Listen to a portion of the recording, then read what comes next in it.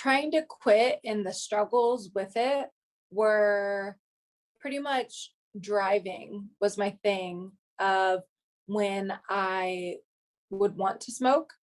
And so trying to figure out what else I could do um, that I wouldn't want to smoke. So either playing music or chewing gum or drinking more water was always a good thing. Figuring out what I could do to keep my mind off smoking. But then after the first like little while, then I didn't think about it. So it's not uncommon for individuals with disabilities to be socially isolated or withdrawn. And so smoking can sometimes be a way where they feel a sense of community and are connecting with other people. I just didn't, I couldn't handle it. I mean, I tried. It worked for a while, but then all of a sudden I started up again this year. And what about it was hard, do you think? Just being around the people that smoke, and it's like, why do I need to do this? Do I not? So that was my choice. So it's kind of, quitting was always an on and off thing. So it would be like I would try to quit and I would pick back up again a lot of the times. I think I quit for a long period of time for the first time when I was like 24. I think I quit for about a year. And then it would kind of pick back up again for like a couple of years on and off. And I think the hardest part with restarting for me, one of my biggest triggers was always like being around other smokers. And I think if I was going out to bars more, or if I was just experiencing a heightened level of stress in my life, even though it's been a couple of years now, I will say like that's when I do still crave cigarettes, is usually when my stress levels go up. Sometimes smoking can be used as a way to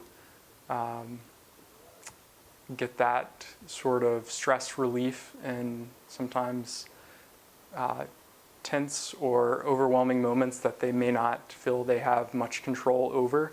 And smoking is also something that it's a very social part of some of these individuals' lives. Oh, in the smoking club, we smoke in a group, like, and they call us the smoking bandit.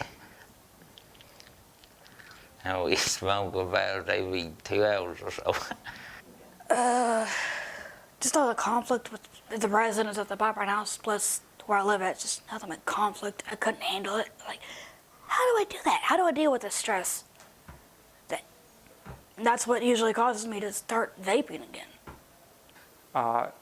As direct support professionals, you know, sometimes the job can be stressful or chaotic, and so they may even refer individuals to go out for a smoke break, or to, you know, diffuse a situation, or even have a system set up where a smoke break is an incentive in the environment that the individual is working or living.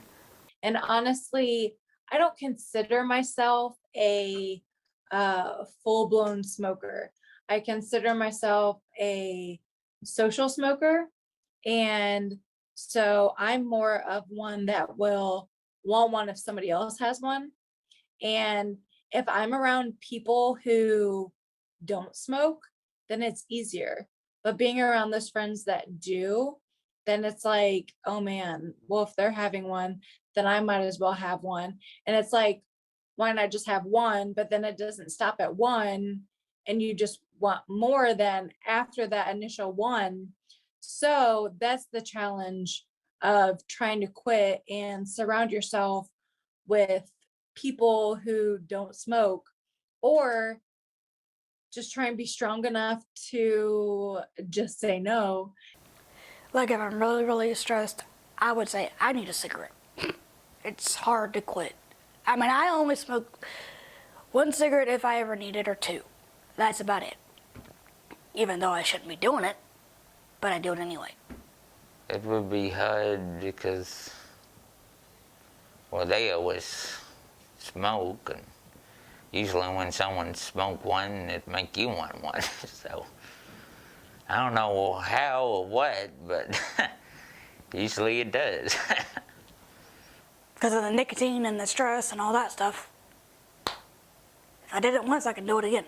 But the thing is, if I'm ready, Having the same triggers as anyone with or without a disability, I still have those and struggle with those things that anybody else would.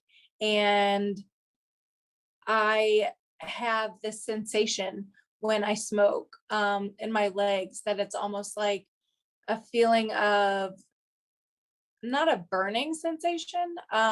It's more of just a sensation that they're there. And so that was a trigger for a while of just wanting to feel that.